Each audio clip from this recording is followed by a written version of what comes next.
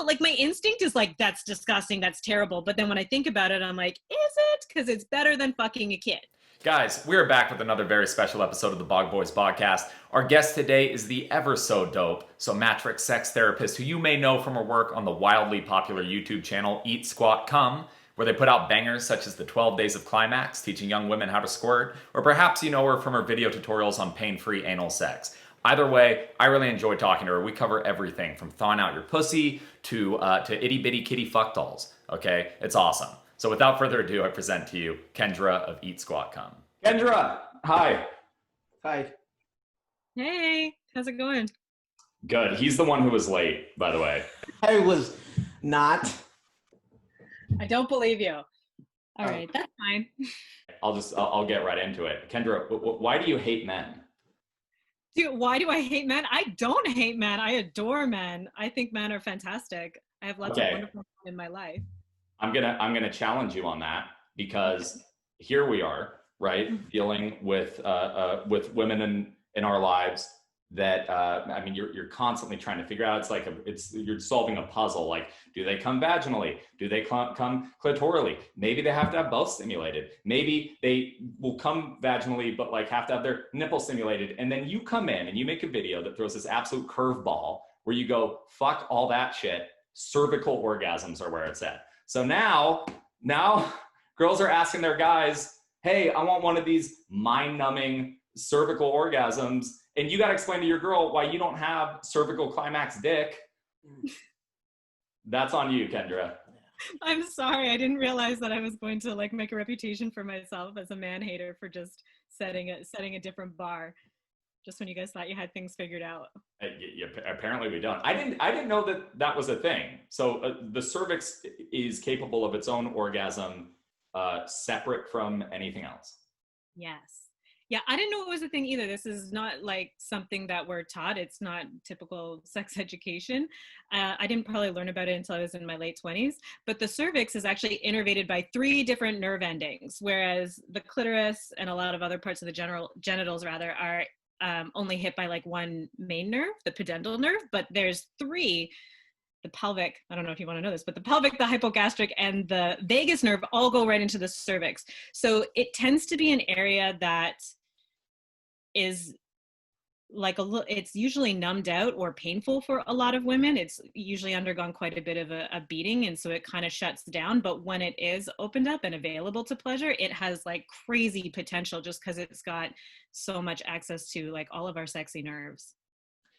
Let's call it untouchable, huh? The unreachable one. Yeah. Is there science to back why different women are going to experience orgasms from different parts of their bodies? And is there a reason that you have so many that are capable? Because we just have the one, right? We have one way to climax? I think we got 2, right? The butt. The prostate. That's true. Oh, we got that on you guys. But still, so you're beating us 3-2 because now you're throwing the cervix into the mix. But is there any scientific reason for why somebody would be able to only come clitorally or only be able to come, by just smashing through that wall that is the cervix? I want to say no, but there haven't been scientific studies like done to prove that one way or another. I believe that everybody is capable of all of these orgasms, and you guys have more than that as well. Like men are capable of, yes, anal, like prostate, penile orgasms, nipple-gasms. When we start going into Tantra or some of the other Eastern sexual philosophies, there's just the idea of energy orgasm or heart orgasm or throat orgasm.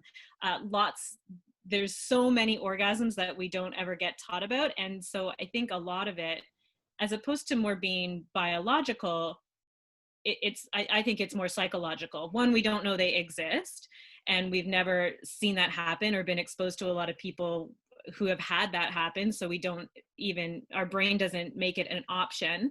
And then also we are mostly raised in a sex negative culture.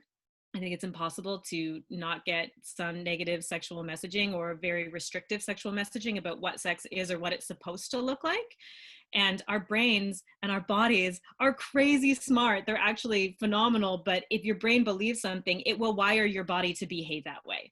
And so I think that's why a lot of people, and females in particular, we get a lot of shame and blame, and we have a history of a lot of sexual violence perpetrated against us. And so in a lot of ways, our bodies or our brains believe that sex is dangerous, shameful, or unwanted. And so when the brain believes that, it kind of shuts down the pelvis, and we either get numb or painful, and we don't have access to the amount of pleasure that biologically I believe that we are all capable of. So I think it's more psychological than it is scientific. Yeah, science is still psychology, but more than biological is what I should say. Gotcha. So you bring up, and I've heard you say this before, that you were suffering from pelvic numbness, and you said you had to thaw your pussy out, right? Yeah. What does that mean? What does it mean to thaw your pussy out? It's like you wake it up. You have to bring it back online. She was asleep at the wheel. I felt nothing. I felt nothing in my pussy from the first time I had sex. And I think that was probably a combination of many things. Like, I don't know exactly why, but I just had no sensation. And at the time, when I lost my virginity, I was taught it would be painful and I would bleed and it would be awful. And so when I felt nothing, I was like, great, this is aces. Like, I'm fine. I'm surviving sex and it's okay. But then it just kept feeling like nothing. Like, it feels like pressure. Like I'm feeling like I'm full of a penis, and I know that I am, but I am so detached, like not even coming close to orgasm. I didn't have pain, which I was grateful for. A lot of women experience pain, but I felt nothing. And I think, again, that's a lot. My brain had just like shut down that area, and I was very disconnected from it for just like history of like shame and abuse and stuff. And so you just don't want to, it's very subconscious. And so thawing out your pussy basically is bringing it back online and reteaching it to orient to pleasure, being like, pleasure is okay, you're allowed, and this is how you do it. So it's like you have to teach your brain the pathways to pleasure. And so it's paying attention to it with your mind, with your hands. I became like a masturbation queen. I was just like, I need to masturbate all the time and touch all of the parts of my pussy until I have sensation there. Like, I could just, I felt nothing. And so I had to like de-thaw it by literally just like giving it, like milking it almost. I think that was more my G-spot. You just like milk it until you feel something. And it takes time and practice to reteach your body that you can do this and it's okay, if that makes sense. It does make sense. I know you're laughing because you said your trigger word. But he's into milk What's your trigger word? He's into milk play. Like, he's I'm not into milk play. It's a bit I do. It's not a bit. I don't think it's actually a bit. It's a bit. I think you're a bit. No, I think you go to it like a kitty to cream. That's what I think. Well, I do. You not keep pussy around. Or are there words for pussy that you just absolutely hate? I don't like pink taco. I don't like when people say that. All right. One, they're not all pink, and two, like, I don't know. I don't know why I don't like that one. Or beef curtains. Oh yeah, well, beef curtains is like used derogatorily. You know what I mean? It's not nice. Yeah. I've never heard that one. I'm fine. And you know what? If there's a woman who actually loves calling her vagina beef curtains, then like power to her. Like, she can call it what she wants. But like when it's used by other people, it's usually derogatory. And then I'm like, that's not cool. Whereas if someone called me a cunt, I'd be okay. Like, not okay with that. Obviously, that person's not someone I want to hang out with. But I'd be like, cool, cunts are awesome and they're beautiful, and like I'm fine with that. You know? If there's any girls listening to this that call their pussies beef curtains, by the way, I'm right here. He's yours. Yeah. Well, one, no girls listen to this, and very few guys listen to it, to be fair. You know what surprised me actually is watching your channel is how much of it is dudes. Like, your comment section, it's a lot of guys. We weren't expecting that. So we started off, and our tagline used to be like, holistic sexual wellness for females, for women.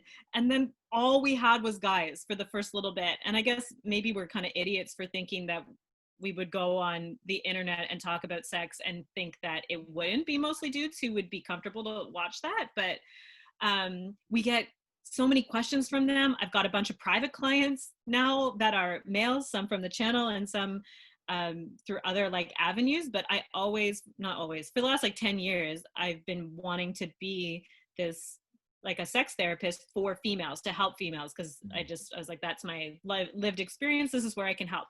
And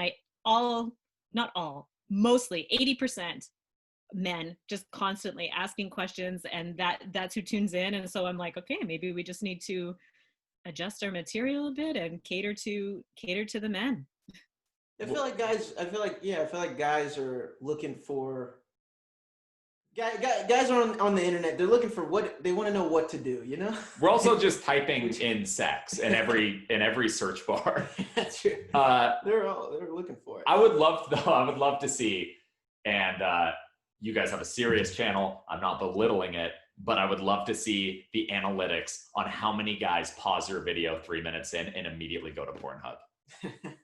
It would be really interesting analytics. Did you actually track that stuff? That would be interesting.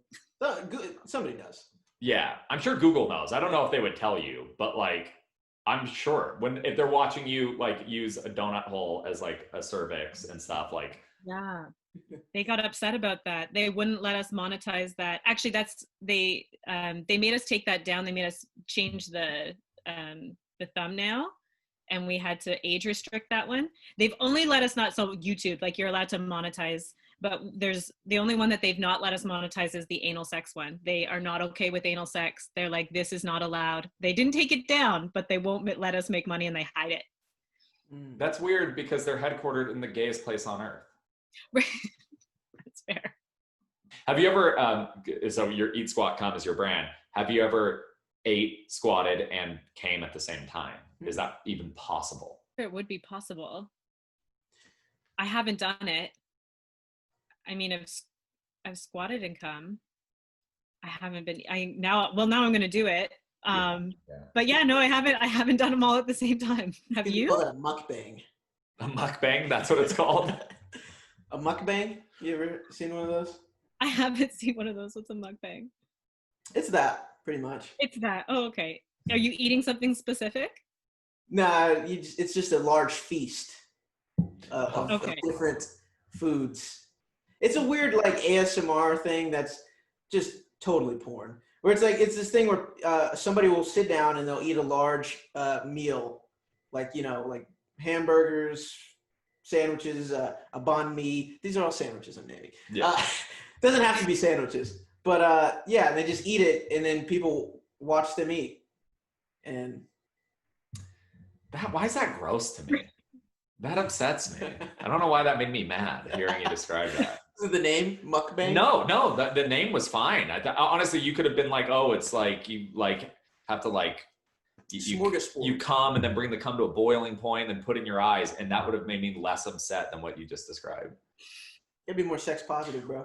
It's not the sex part that bothers me. It's that sex and food mixing is weird to me. Although you guys have put out, I know you guys have a video about how beats are just like the shit. Not just that they make good headphones, but like that you gotta be eating beets. If your dick don't work, beets and watermelon, right? I think watermelon's another good one. So beets and watermelon are good ones. Yeah, it's about stimulating blood flow and stuff. It all directs it down to your pelvis, and that's how you get your penis to work. So it definitely helps. It's not like you could just eat a beet and get hard. It's not Viagra, but it's definitely helpful.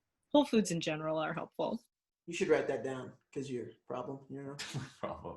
Yeah. So I don't know. Do you guys have hymns for men in Canada? Do you guys know what that is? What? Hymns. It's like it's to prevent hair loss, right?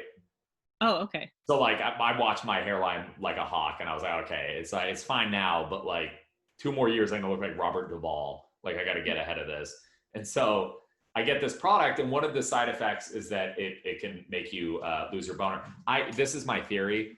There's these sites, they advertise on a lot of podcasts. They sell hair loss products for men, and they also sell dick pills for men. And it's the whole thing is that it's like really nondescript, and like, we're just chill, man. You just call us up and we'll send you the thing. Like no embarrassing packaging. I think they're giving you a product that's going to restore your hair, but then you have to buy their other product to get your dick to work. My dick works. It's fine. But I think the placebo alone, like, messed me up for like a week, because for like the first week I was like, oh, I'm getting the side effect. And it's something like 2% of men. But I think it was all just placebo, because now once I stopped thinking about it, I was good. Long-winded answer. And it sounds like you're lying. That was a lot of explanation, but I believe you. I'm sure your dick works great. And yeah, that's actually really sneaky if that's what they're doing. They're like, here, use this and your penis will stop working. But guess what? We've got something for that too. I think Apple's rolling out something like that too. Get you to buy the new iPhone. I'd do it. I would do it. Do you, so as a sex therapist, do you subscribe to the same rules of patient confidentiality? Do you have to be HIPAA compliant? Yes. Like confidential, like just make sure I don't say anything to anybody ever. Yes. Yeah. I mean, I can still tell stories or be like, oh, I have a client who's dealing with this. I wouldn't be able to go into a lot of detail. I couldn't give you like their first, last name and SIN number, you know, but I have to keep, confidentiality is very important in all therapy. I would be very fired and unlicensed and all that stuff if I was giving out client information. All right, just give us one though. Yeah, I was gonna say I wanted names, but I guess we can forgo the names. What is can you share an experience that somebody's come to you with that you found interesting or unexpected? My favorite, this might sound weird, but my favorite is delayed ejaculation. So a delayed ejaculation is when a guy can't come. So he gets hard, he can stay hard, he can fuck forever, won't come. Sometimes won't even come close. Like it just doesn't happen. And it's very frustrating for the person who's struggling with it. And it's the least researched, so it's tricky to like work with as well, because usually it's like all this deep psychological stuff and you're like, what's going on? And so it's like a bit of a mystery that I always get really curious about solving. And often there's I worked with this one person who had some quite extreme fantasies, which, you know what, I think everybody has kind of extreme fantasies. And now when I hear them, I'm like, yeah, that's normal. And they're like, that's not normal. I'm like, well, everybody kind of has like fucked up fantasies. And by fucked up, I like, it would sound fucked up, but at the same time, I'm like, I think a lot of people have nut stuff going on that we just don't realize. And we all have our own stuff. But anyways, he had some fantasies that were not possible, or he didn't think were possible to create in real life. So he could come by himself, but he couldn't come ever with a partner. And so to me, that means it's psychological. Because if you can't come by yourself and you can't come with a partner, then we're like, go to a doctor, check hormones, let's look up biological stuff, right? But if it's like, you can come in this scenario, but not in this one, it's like, ooh, what's going on in your head? And so it's about that. And with this one person, this was ages ago, but it was about like certain fantasies that couldn't actually be recreated in real life. And there was like so much shame and guilt around them that it was just like he wouldn't let go, because in order to get there, he needed to go somewhere in his head that he just felt like was his dark shadow side. And then we got to talk about that. It was juicy. Mm. Was it actually dark? Like the fantasy dark? Was it something jarring? Like, well, my cat died and I remember standing over its body and I just haven't been as erect since? Or was it like something that you could relatively safely recreate with somebody? It would be more like my cat died and I was standing over its body and then I fucked it and that was amazing. And now that's the only way I can get off. Like, it's more like that kind of stuff. Yeah, I hate when that happens. Is that what it was? Like, if you're not fucking a dead cat, then like you're not going to come. Yeah. Yeah. It wasn't a dead cat, but that was a great example that I was able to like kind of go with. Yeah. That sucks. Making me think of Almond right now. It's a male cat, so gonna miss him. Yeah. I'm happy that I haven't yet been exposed to anything that I'm like, God damn it, why do I like that? I don't want to have like that. You know what I mean? I feel like but like, what's like the weirdest thing that you've masturbated to? Like, haven't you ever masturbated to like Planet Earth or something and been like, why is this working? And it just is great. Yeah, I hate that. Yeah, okay, fair enough. I mean, but I haven't experienced anything where I felt like where it came back up. I mean, you sometimes you see thumbnails and you're like, well, she's old, but you go out there and then you come back. You go out a little bit and then you come back onto the line. It's you know. That's it. That's 100%. I'm like a yo-yo. I go down to my rock bottom, but then I'm back up and I'm me, and you know I'm back at work and I've washed my hands and it's fine. But I haven't had anything like bizarre that I went, you know, that I stuck with. Yeah, not yet. That like you can't come back from, where it's like, now this is the only thing that works. Nothing I couldn't admit. Yeah, it's not like I went and like then like subscribed to that old lady's like porn channel on Pornhub. Like I haven't done that. You think it has a lot to do with just the proliferation of, I don't know how to use that word. Do you think it has to do with how much porn there is available? You know, like just like people would probably just be normal. I mean, not normal. Like back like I don't think 200 so. years ago. You know what I mean? Like there was nothing else besides like some lady. No, but people were fucking animals and stuff like hundreds of years ago, and vegetables and stuff. About weird stuff though. I knew this one woman who used to like masturbate with vegetables and then cut them up and make stew and eat the stew and stuff. I guess that's not that weird, but like I think that like there's like ancient Marquis de Sade. He's like this ancient, like not ancient, but he's like old school, like Frenchman, like from, I don't even know, maybe 16th to 17th century, who would just talk about like every sexual act. We all have the desire to do every sexual act, and it's only society which constrains us. And if we were all free, we would all be fucking like people of every age, and we would be fucking all of nature's creatures, and it would just be this beautiful like madness, you know? And Marquis de Sade, that's actually where sadism and masochism, like those words originate from, like a lot of his literature, because he wrote a lot about sex and a lot of very taboo stuff that he was just like, this is all natural human instinct. And to a degree, I agree with him. I don't think there's really an unnatural sex act. The only unnatural sex act would be one that's not consensual. Consent is like a huge piece. And even then, if it's a fantasy, I don't think, like, you can't censor, we can't censor people's fantasies. I think all fantasies are allowed. And as long as you're not acting on things that are not consensual, the biggest ones being, you know, like pedophilia, necrophilia, and bestiality, which is zoophilia, you know, those are the ones where it's like, you can't get consent there. So it's not okay to actually act it out. And if it's in your head and it's a fantasy, I actually think that's probably way more common than we would want to admit, because there's so much porn and forums and for all of that stuff. It wouldn't exist if people didn't think about it. That's true. Didn't the Marquis de Sade like kill a lot of people too? I'm not quite sure. Maybe that wouldn't surprise me. Are you telling me the guy who invented sadism killed people? So what do you think about because I know that this has been a topic that's been pretty, actually I don't know how divisive it is. I know what side I'm on it, but like there's these, you know, websites now there's these companies out of Japan that are making these incredibly lifelike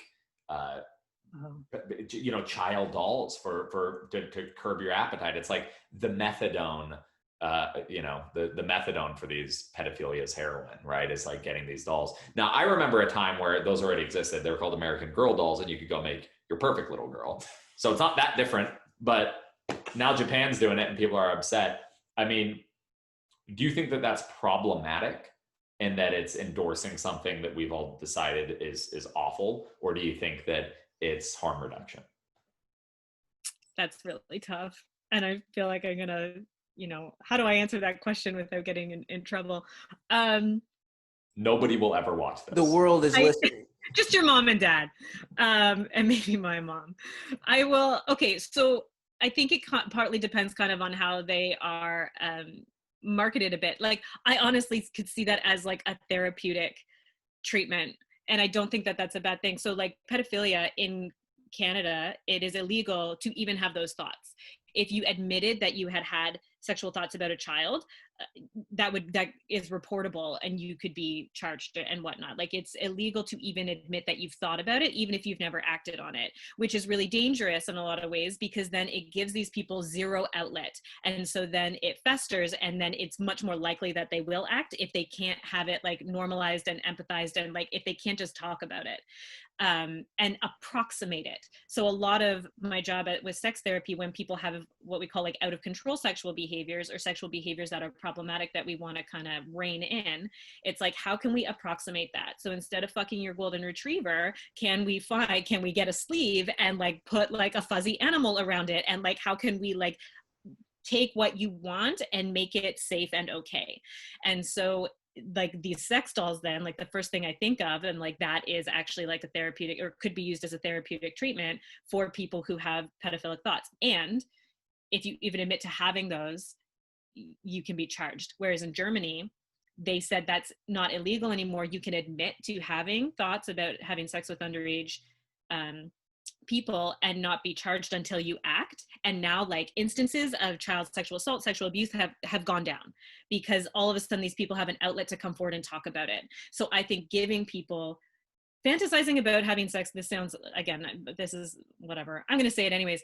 Fantasizing about having sex with people who are under 18 years old, I think is insanely common. And once upon a time, 16th, 17th century, again, Europe, it was normal for a 12 or 14-year-old girl to marry a 30 or 35-year-old man. That was the typical and like preferred marriage as soon as she was menstruating, which is around 12 or 13. So at one point in time, it was like, this was the condoned relationship. And now it's illegal. And it's like, you could go to jail for that, right? And I understand why that's the case. And this is a different time, so we need to take it into context. But again, I think still recognizing that these thoughts and urges still exist, and we need to give these people an outlet and to talk about it and to maybe approximate it with these dolls, I think would be wildly helpful. And I don't think that the world is anywhere near like actually ready to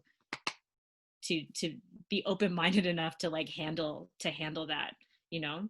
But if you could have like a doll that you could prescribe, and like a psychiatrist could be like, here, we will prescribe you your child doll and then give it to them, as opposed to it being like a commercial, like hugely marketed item, you know.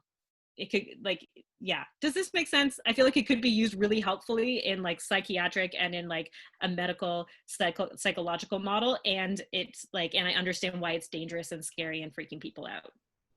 No, that makes sense. It is weird. Because, you know, like we all know this. Pedophilia is a very touchy subject. Hey, yes. It exists, and but it's weird that like how you say you can't even talk about it, but it's totally fine to talk about, like, let's say like Vlad the Impaler, and just like a guy that shoves stakes through people's anuses out of their mouths. You know what I mean? Like, is that a thing for real? Yeah, like the whole legend of Dracula is based on that Romanian prince. Vlad the Impaler should have watched your video about 5 ways to make anal sex less painful, because he was making it incredibly painful for everybody. Actually, you know what he would do? This is true. So Vlad the Impaler, he had his kingdom in Romania, and what he would do is he would, of course, impale people through the anus, out the mouth, and he would have like thousands of them, right? Like it would go on for miles leading up to his kingdom to intimidate, you know, both his people as well as any outsiders coming in. And what he did is, at first the stakes were sharp, but then, you know, that would actually cut through people's intestines and cause internal bleeding, and they would die. And he didn't like that. He wanted them to stay on that stake alive for as long as possible. So they started rounding them off and using fat to coat it. So they were using lube, a very crude lube, and then sliding it up. Which, you know, again, we do have a prostate. So maybe for the first couple seconds, maybe there's a couple guys that are like, this is awesome. And then they're like, oh, no, it's not. I'm gay. Yeah, their dying thoughts were like, God, I'm gay. I didn't know. But it's crazy, like this, like Minority Report kind of like style thing is like, that's like, if they saw this part of it, they're like, that's fine. But that stuff before, not okay. Yeah. Yeah. What I'm hearing is you want a little Japanese kitty fuck doll, and No, I want them to make one that trying to get looks Kendra like on your team. You want to make one that looks like me? I'm right here. How creepy would that be?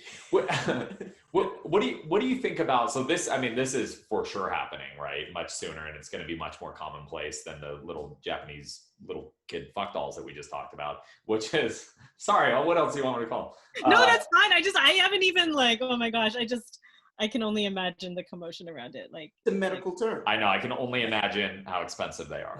But also, like, my instinct is like, that's disgusting, that's terrible. But then when I think about it, I'm like, is it? Because it's better than fucking a kid. Yeah. But it's also like, I don't know. But I think you're right though. It is just fantasy. It's not a real kid. It is just an object that happens to resemble a kid, and they exist now. Again, American Girl doll, and that, I mean, I would argue you get more bang for your buck. Because again, you can customize, you could go in with a photo and be like, I want this one. We're only using about 5 minutes of this. I love the candor. Kendra, we're only using about 5 minutes of this, by the way. That's all we got. The part about pedophilia, people don't usually like when people talk about that. It's pretty touchy. That's all staying.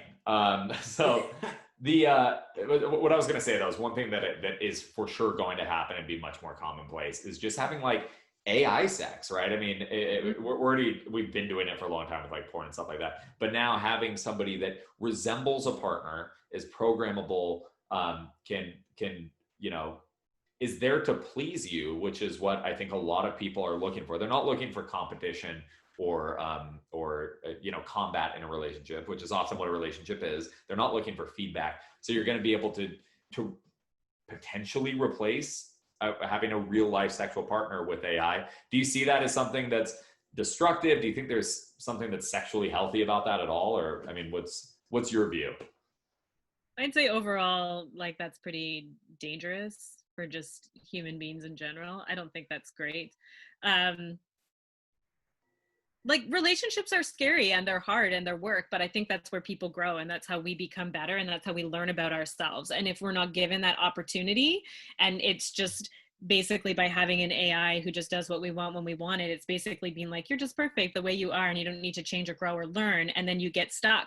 And then I think, like, mentally that would be like, we just have we'd be so immature, and we'd all just be like kind of stuck in this place where we don't ever want to have like real human relationships, because it would be so much easier. And so I get like the appeal of that, but also like the dynamic and the arguing and the compromising, like that's what makes you grow and learn as a person and become, I think, better overall. And like even the worst relationships, you learn something from them, and you learn something about yourself, hopefully, eventually, And so I think that would just be not just good for sex, but also, because then also you wouldn't ever have to learn how to have the uncomfortable conversations about what do I want, what do I like. You wouldn't really have to pay, like, it would just all be so easy. Like everything human about us would just be, I think we'd become like, I think that would be bad. Actually, the more I think about it, I don't think that'd be good at all. Kendra, I hear what you're saying, but I want to raise you this. Okay.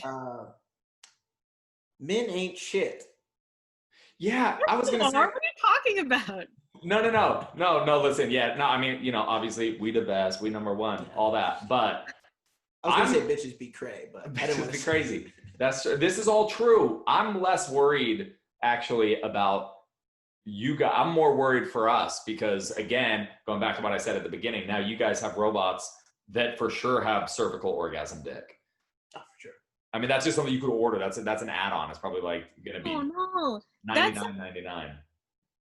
I think having a cervical orgasm has like 0.1% to do with the dick. It's so much more about the woman. A female orgasm in general is not about really what you guys do so much as like how embodied we are, how we're feeling connected to our body, how well we know our bodies, how well we are willing to like talk about what we want and give instruction and like ask for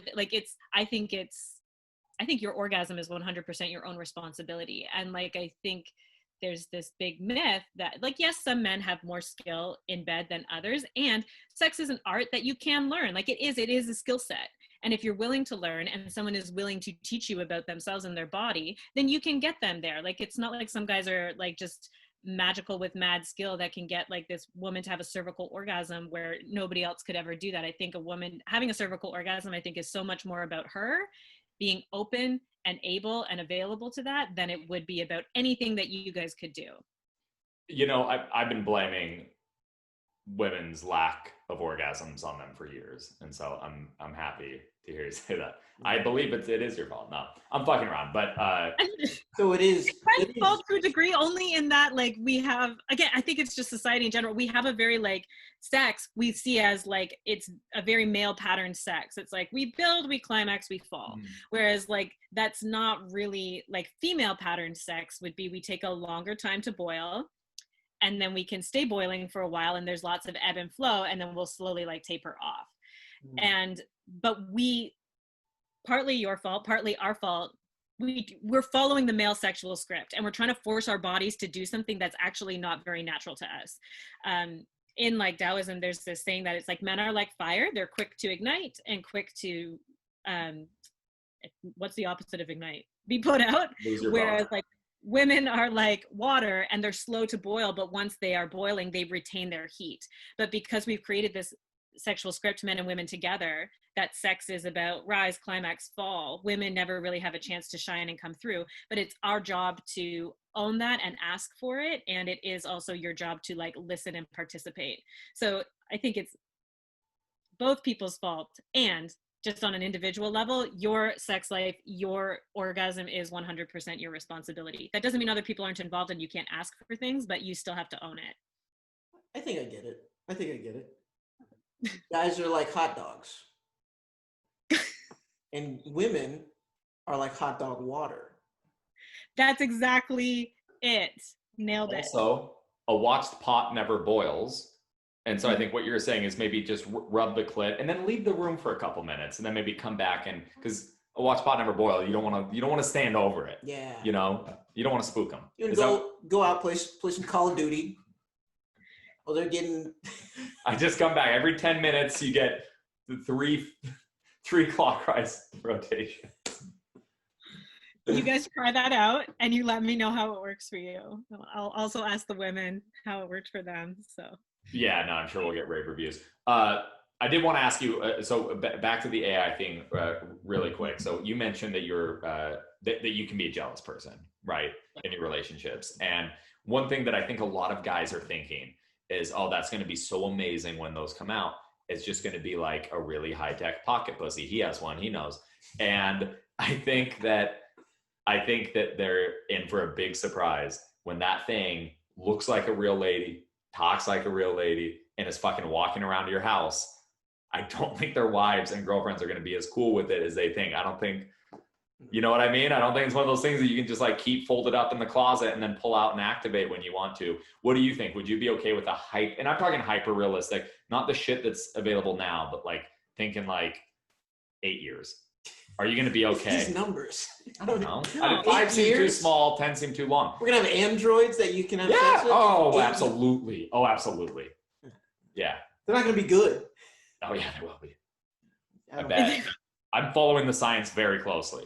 Smile. No, but I mean, how have a small workshop in your garage just working on it on your own. I'm making it. Research. But how would you feel about it?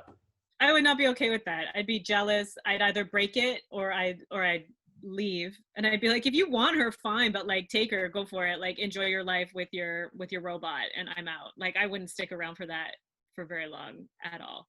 Even if it was seldom activated, like if it was mostly just under the bed and it's like, well, you're out of town because you're at the big Eat Squat Come, you know, the convention. Going on now. The big coming convention. Then would that be okay? No, I don't think so. Like, do I get one? Do I get my own robot? Of course you can. No, you just said you didn't need one. You said that the guys are fine and that orgasms are your fault. Yeah, it's your fault. But I still need someone to give me orgasms. And if there's not a guy, like if I get, like, is it even playing field? Do I get my own robot? Even then, the only reason I would want a robot would be out of spite. I'd be like, if you get one, I get one. But then I'd hate the robot because I'd be like, fuck, I just wish neither of us had robots. I wouldn't be okay with it. I couldn't handle it. I'm just thinking about it. I feel angry. Yeah. And then the robots fall in love. And then you guys learn a lesson. Oh, the robots don't want to fuck you guys anymore because, well, also they're perfect. They're perfect robots. They're perfect. So they're like, you guys are fucking gross. What makes you think I'd want to fuck you? I'm fucking this other amazing, perfect thing that you brought me. Yeah, wow. We're cutting this out some right. Sorry, what's that? Oh, I just say they take over your life and your home. That would be intense. Why not? No, they probably leave like at the end of Her, you know? Yeah. That Joaquin, they like leave and go make their own like Eden. And we'd still just be like gross. Yeah. People eating I don't know if they'll do that. I don't know if they'll actually let that happen though. Like Alexa won't say that she loves you. Like that makes me sound really weird. But I did say it once. I was like, oh, Alexa, you're the best. I love you. And she's like, thanks. I think you're cool. And I was like, Alexa, I love you. And she was like, thank you. And she just wouldn't say it back. And I was like, that's on purpose. Oh, she heard me, but she just said, thank you. I hope you enjoyed your Tuesday. So she just like, they know that like if she started saying I love you, like some people would be into that and some people would get hooked into that. And so, like, that would be so bad for our mental health. And so it like, so far, like, I think they've understood that that would not be a good idea if it was possible to fall in love with or have sex with artificial intelligence. I think it would just be the beginning of the end of like like humanity. That's so extreme, even as I said it. But like, yeah, I don't think that's a good idea. And I would be crazy jealous. Would you be okay if your partner had a sex robot? I guess, yeah. I threw away your Bible. I don't know why I said that. I gave my ex, I got her if I get like a $10 like disposable vibrator, and I remember the first time she used it, I was visibly upset. I was like this on the edge of the bed, just angry at it, looking at it like it was a dude. Oh, and I broke it. I stomped it and I killed it. You broke it? Yeah. I just saw a TikTok video like literally earlier today of it's like how your penis feels when it sees a vibrator, and it's like this guy sitting at a table feeling so sad, and then this like really cool guy walks in and he's like the vibrator, and it's just like I was like, oh, poor penis. I just watched that one too. Yeah. Yeah. Oh, did you? Yeah, I was gonna say it's good. I've thrown out all my. See, I could understand if somebody didn't want me using vibrators. I haven't used them in years. I was addicted to them, and so I had to stop using them. Because I don't know, I just think it's better for like intimacy, connection, and sex in general. Like it will get better. Like it's a slower learning curve, but if you can just do it like naturally and like learn together and grow together, then it's just like it's the best sex ever. It's way better than. It's like moving off of the Smythe machine to just doing barbell squats, right? Smith. Yes. Isn't it Smith? Is it Smith or Smythe? Pretty sure it's Smith. I don't know, but I like that analogy. Yeah, but you know what I'm talking about, right? The machine where it's like you know what I mean, where the cables are helping you and the barbell's locked. Yeah, so you're taking the cables off of it. So you can squat more there and you feel so stronger and you feel better about yourself, and it's a confidence booster. But then realistically, you're actually like your back, your core, everything, and your stability, it's all fact. You're not as strong as like that makes you seem. So yeah, it's better to I love that. I'm gonna use that. I'm stealing it. You can use my hot dog one as well. Yeah, I made note of that. That's a good one. Super. That's good. Super juicy. So Kendra, if I could put a bow on this, so I think what we came to is AI is going to it could be really detrimental and toxic to relationships. So instead, buy Japanese child fuck dolls. And I think that's good. Yeah. And that's endorsed by Kendra of Eat Squat Come. Yeah. Okay, I actually like personally I'm totally okay with that ending, and at the same time I feel like that's just I may have just like ended my career if I say that. Just like, yes, buy the Japanese fuck dolls instead of AI. But that was the soundbite I needed. The other, if I had to do that's all we wanted. Just click out of here. We Canadian Secret Police, we got her. Yeah. It's a wrap on Kendra of Eat Squat Come. It's not Canadian Japanese Secret Police. That's what it's called. You've been great though.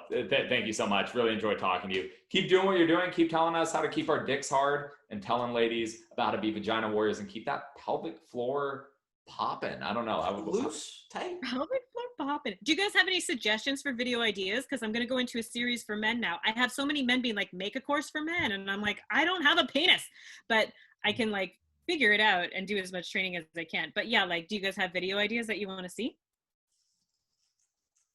That's really interesting. Well, I'm trying to think of like what I want to see. You're maybe very vulnerable. I didn't realize how vulnerable of a question that you'd be like, yeah. No, not vulnerable, not like hard to answer only because it's like you got to think a little bit. Well, it's also like what would I personally want to see, or what do I think would be like would most people want to see? You know what I mean? Yeah. I'm open to either. One thing that you could probably attest to, like being a woman, that I feel like I just get the sense. I get the sense that a lot of my friends aren't fucking right. It's just like the vibe, like when they tell me stories. You're one of them. I think speed and pace. I think like speed and power are two things that are always like massively confused by guys. I think that they put way too much emphasis on those two things being. Think about how many times somebody says like, "Oh, dude, I fucked her so hard," and it's like that doesn't sound appealing necessarily, right? So I think there's like there's a rhythm and flow. There's a jazz that I think guys gotta learn. I don't know how you put that into a video, but yeah. Well, I actually kind of want to do one about, I don't know, I think sometimes men treat sex like a science as opposed to like an art. I would like to say that like sex is more like an art and it's a skill set. Procreation is science. But basically that's like, all you need to do for that is masturbate with a woman's body instead of your hand. And that's not good sex. You know, that's like, if someone's like, yeah, I'm fucking her hard, I'd be like, that doesn't sound like it was enjoyable for her at all. Yeah. Or when guys, my favorite is when guys are like, why would you need to teach someone how to have sex? It's pretty basic. And I'm like, you're very bad in bed. That's all I learned from you saying that, is that you're probably very bad in bed and I would never fuck you. Nailed it. Yeah. You know, one good one. So we had I told you we had just interviewed a dominatrix, and she was telling us about, choking from like a safety standpoint. But the reason it came up is because we were talking about how like, when a girl says like, I want you to choke me, I want you to like slap me or spank me. It's just like, well, what does that mean? Right? Like there's this huge, that can mean so many different fucking things. And something along those lines, because I feel like rough sex has always been around. Now it's especially popular probably because of those books, the gray books. But, you know, just measuring that, ways to do that, ways to approach it, and ways to find out if somebody likes it, you know? Because you can't guess. That's the thing. That's one of those things you just cannot guess. Yeah. You start slow. Yeah. Build up. You do it like a cat. Like you don't really hit them. You go like. Yeah. Hold on. And just kind of see how they react. That's fair. No, I like that idea as well. Because I've definitely been in situations where I've asked for something and then I'm like, ow! I'm like, what the fuck are you doing? And then I'm just like, oh, sorry, I guess I should be more clear. Again, that's a lot about communication. But yes, okay, I'll take into account. Yeah. Well, you don't want to seem like a bitch. Mm-hmm. That's it. If a girl's like, slap me, right? One of two ways, because I don't want to hit her soft, and now in her head she's thinking like, wow, you know, that's the best you got. Yeah, exactly. Yeah. So there's a fine line, but if I think of more, I'll let you know. Between like being like, I am a man, look at how strong I am, and also I don't want to hurt you because I probably want to have sex with you again. Exactly. Yeah. Interesting. Yeah, I don't do it because I got, you know personally, I got Brinks trucks connected to my wrist. No. So I would never do something like that. You probably scratch. No, I do it. But you don't, I feel like you scratch, but not in a sexy way. Like you the way a cat claws at curtains. Like it's just so many, like on her like arms and shit, not even on her back. I don't scratch. I'm more of like you know me, obviously. I'm more like a meower. I purr.